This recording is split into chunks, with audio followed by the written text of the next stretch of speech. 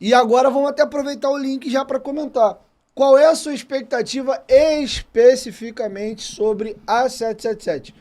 Tu acha que foi um bom nome? Você tá acreditando na empresa? Você ainda tem pé atrás? Como é que tu tá enxergando a vinda dos americanos? Cara, quando surgiu a possibilidade do Vasco se transformar em SAF, eu dei uma pesquisada por alto na empresa, né? Vi que era uma empresa nova no mercado, né? Entre aspas, não tinha nem 10 anos, enfim. E, de acordo com a equipe lá do Jorge Salgado, foi a melhor proposta que o Vasco teve, né? Nesse período. Então, assim, o Vasco estava num caos financeiro danado, né? E a ideia que foi passada pra gente, torcedor, que se a venda não acontecesse, o Vasco ia asfixiar. Então a gente não teve muito o que pensar, né? Eu falei, cara, vamos aderir a essa ideia. É a última esperança da gente voltar a ver um Vasco forte e vitorioso, né? Porque todo ano ficar brigando pra não cair ou ficar naquele sobe e desce, não dá. Então, assim, de- devido à péssima gestão do Salgado, eu fiquei até meio desanimado, sem esperança de que algum político, se o Vasco mantivesse essa, esses modos operantes, né, de eleição a cada 4 anos, eu estava totalmente desacreditado de que alguém ali fosse capaz de reverter essa situação do clube. Então eu acabei aceitando mais a ideia do Vasco ser vendido, apesar de eu não ter gostado muito no início. Na verdade, eu queria que o Vasco não precisasse ter sido vendido, porque o Vasco tem totais condições, cara. O Vasco é top 3, top 4 aí de maior torcida do Brasil. A gente vê aí o nosso maior rival andando com as próprias pernas. A gente tem o Palmeiras aí que também tem um patrocínio forte. Então o Vasco tinha totais condições, se tivesse gestores ali competentes à frente do clube, de reverter essa situação. Mas calhou do Vasco só cair na mão de gente incompetente. Então a SAF acabou sendo a última esperança da gente. Né? A gente vê aí o discurso do Josh. Não sei se ele se empolgou muito, dizendo que o Vasco ia ter um investimento igual ao do Flamengo. Então, querendo ou não, ele iludiu grande parte da torcida, né? Agora vamos ver se ele vai cumprir aí a expectativa da gente, né? Então, tu foi mais na linha de que é favorável à SAF, mas a minha pergunta foi a respeito especificamente da 777, de que tu é favorável à SAF por todos os motivos que a gente já narrou, isso eu sei. Mas especificamente quanto a 777, tu acha que foi um bom player? Como é que tá a tua expectativa com a empresa? Por exemplo, eu tô gostando das movimentações que eles estão fazendo. Trazer o Don Drashfield, que era o CEO do Grupo City, que hoje é um dos principais grupos de futebol do mundo, pra dentro da empresa, pô, do cacete. A galera que tá chegando no Vasco agora, porra, é muito boa. O menino do financeiro era o cara que tava na Apple. A galera que chegou agora também, por exemplo, pro jurídico do Vasco, uma galera experiente dentro de SCJD. O Paulo Brax é um cara jovem ainda, mas tem uma bagagem legal. Ele tá sendo E o, bastante elogiado, e o né? Paulo Brax foi o cara que montou o plantel do Inter, agora que tá sendo vice-campeão brasileiro.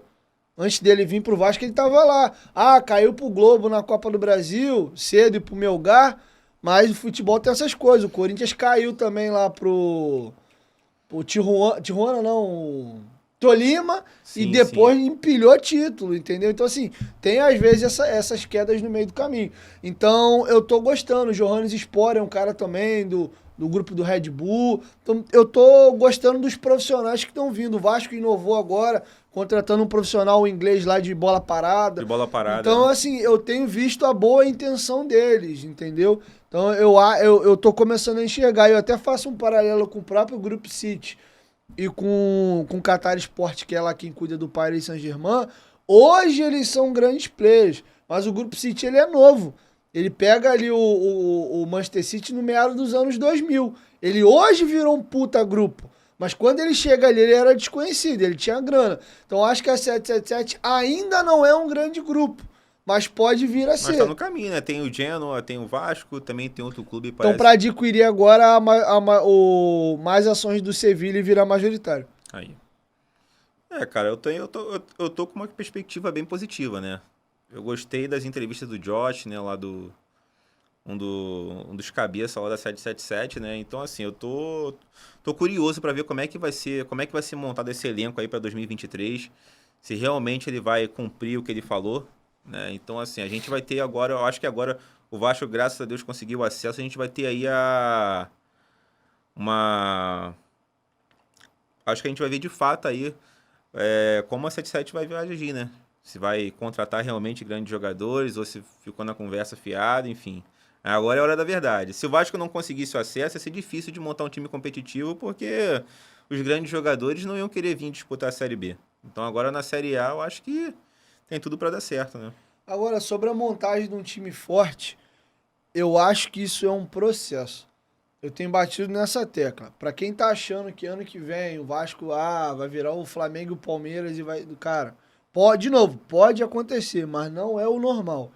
Primeiro que até essa galera que eu elogiei que chegou pra trabalhar e o Vasco tá contratando scouts ainda, tem gente chegando ainda. Você leva um tempo pra entrosar toda essa galera. A gente sabe que por mais que você traga jogador de qualidade, depende do encaixe. A gente viu o Flamengo monta um super time lá com o Romário, Edmundo e Sávio, não deu em nada. O Botafogo demorou para engrenar também nessa temporada, né? Montou um time meio que do zero e só foi colher os frutos agora nessa reta final, O né? meu exemplo, na minha cabeça, é o Botafogo.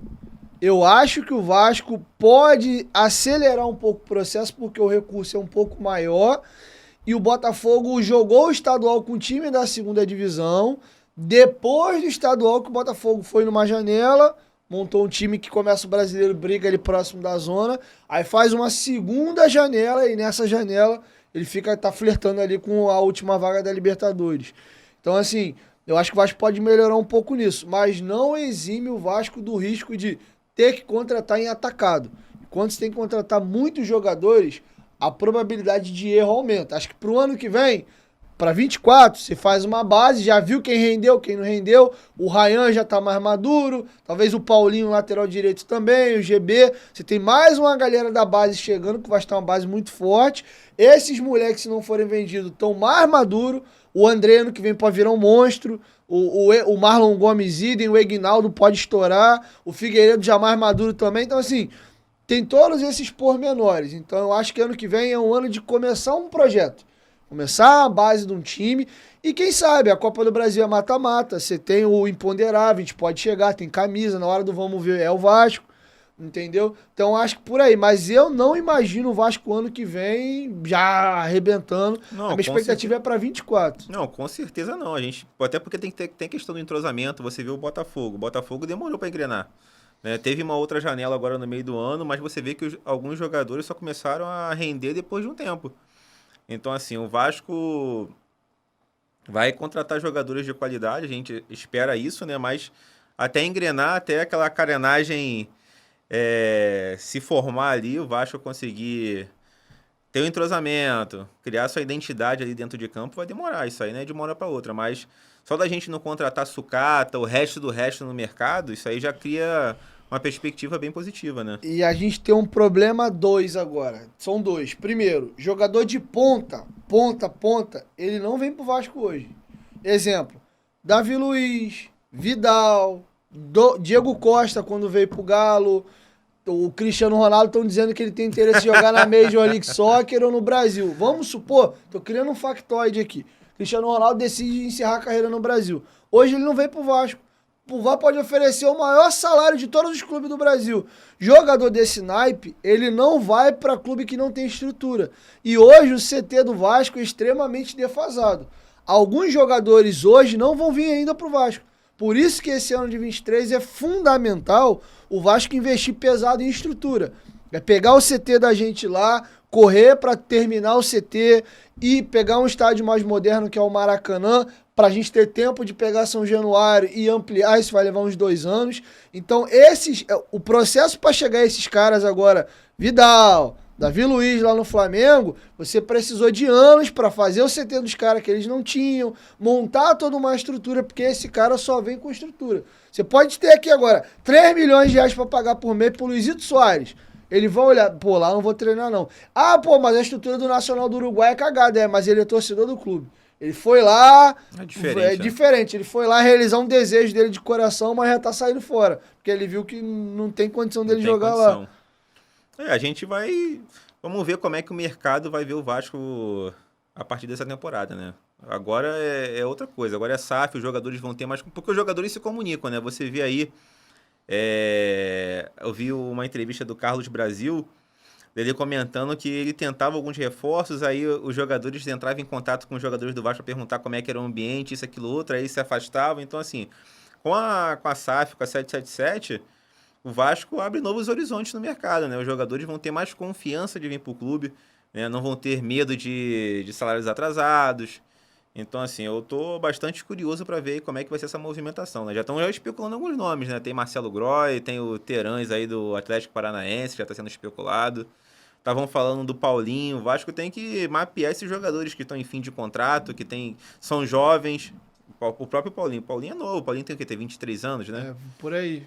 Deve ter uns 23 anos. Tá em fim de 23, contrato 22. do Bayer Leverkusen, então ele tá dentro do perfil do que a 777 procura, né? Jovem, promissor, que possa ser vendido futuramente. Então o Vasco tem que mapear aí esses jogadores aí para poder a gente ter uma perspectiva boa aí para a próxima temporada, né?